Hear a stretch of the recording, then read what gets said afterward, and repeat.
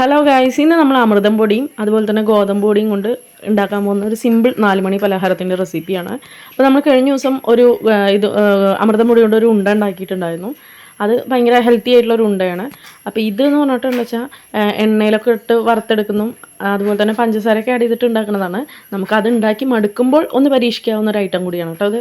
അപ്പോൾ അതിന് നമുക്ക് ഈക്വൽ അളവിൽ അമൃതം പൊടിയും അതുപോലെ തന്നെ ഗോതമ്പ് പൊടിയും എടുക്കുക. അതിനുശേഷം കുറച്ച് തേങ്ങ ചിരകിയത്, അതിലേക്ക് മധുരത്തിന് ആവശ്യമായ പഞ്ചസാര, അതുപോലെ തന്നെ കുറച്ച് നമ്മുടെ ഏലക്കാപ്പൊടി, ഇതെല്ലാം ചേർത്തിട്ട് കുറച്ച് സാദാ വെള്ളം ഒഴിച്ച് നന്നായിട്ട് കുഴയ്ക്കുക. നമ്മുടെ ചപ്പാത്തിക്കൊക്കെ കുഴയ്ക്കുന്ന ആ ഒരു പരുവത്തിലാക്കുക.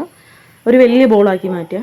അതിനുശേഷം കുറേശ്ശെ നമ്മുടെ കയ്യിൽ സ്വല്പം എണ്ണ തടവിയിട്ട് ഇതിൽ നിന്ന് കുഞ്ഞു കുഞ്ഞു ബൗൾസ് ആക്കിയിട്ട് എടുക്കുക കേട്ടോ.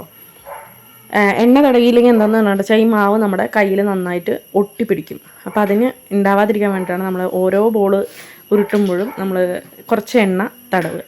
അങ്ങനെ നമ്മളിവിടെ ബോളൊക്കെ റെഡിയാക്കി വെച്ചിട്ടുണ്ട്. ഇനി നമുക്ക് ഒരു ചീഞ്ചട്ടിയിൽ കുറച്ച് എണ്ണയൊക്കെ എടുത്ത് എണ്ണ നന്നായി ചൂടായി വരട്ടെ. ആ സമയത്ത് ഇതിന്ന് ഓരോ ബോൾസായിട്ട് ഇടുക.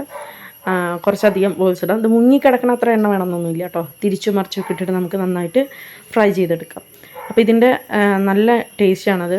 പുറം നല്ല ക്രിസ്പിയും ഉള്ളിൽ നല്ല സോഫ്റ്റും ആയിട്ടിരിക്കും കേട്ടോ. പിള്ളേർക്കൊക്കെ ഭയങ്കര ഇഷ്ടമാവും. അപ്പോൾ അങ്ങനെ നമ്മളൊരു ഭാഗമൊക്കെ ഏകദേശം വെന്ത് തുടങ്ങുമ്പോൾ നമ്മൾ തിരിച്ച് വീണ്ടും നമ്മളിങ്ങനെ പതുക്കെ സ്പൂൺ കൊണ്ട് ഇങ്ങനെ ഉരുട്ടി മറ്റേ ഭാഗത്തേക്ക് ആക്കി വെക്കുക. അങ്ങനെ ഇത് നന്നായിട്ട് കളർ ചേഞ്ച് ആവുന്ന സമയം വരെ തിരിച്ചും മറിച്ചും ഇങ്ങനെ ഇട്ട് ഇളക്കി കൊടുക്കുക കേട്ടോ. എന്നിട്ട് നല്ല ഒരു ഗോൾഡൻ കളറോ അല്ലെങ്കിൽ ഒരു ബ്രൗൺ കളറോ ഒക്കെ ആവുന്ന സമയത്ത് നമുക്ക് പതുക്കെ അത് കോരി വേറൊരു പാത്രത്തിലേക്ക് മാറ്റി വയ്ക്കാം. അങ്ങനെ നമുക്ക് ഉണ്ടാക്കി വെച്ചിരിക്കുന്ന എല്ലാ ബോൾസും ഇങ്ങനെ ഇട്ടിട്ട് നന്നായിട്ട് വഴലുന്ന വരെ, അതായത് ഒരു ഗോൾഡൻ ബ്രൗൺ കളറൊക്കെ ആവുന്ന വരെ നന്നായിട്ട് മൂപ്പിക്കുക. അപ്പോഴാണ് നമ്മുടെ പുറമൊക്കെ നല്ല ക്രിസ്പി ആയിട്ടിരിക്കുള്ളൂ, എന്നാൽ അകം നല്ല സോഫ്റ്റും ആയിരിക്കും കേട്ടോ. അങ്ങനെ നമ്മളിതെല്ലാം ആക്കി റെഡിയാക്കി വെച്ചിട്ടുണ്ട്.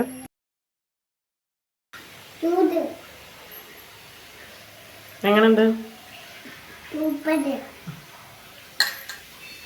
എന്ത് സൂപ്പർ. അങ്ങനെ നമ്മുടെ സിമ്പിൾ ആൻഡ് ടേസ്റ്റി 4 മണി പലഹാരം റെഡി ആയിരിക്കുകയാണ്.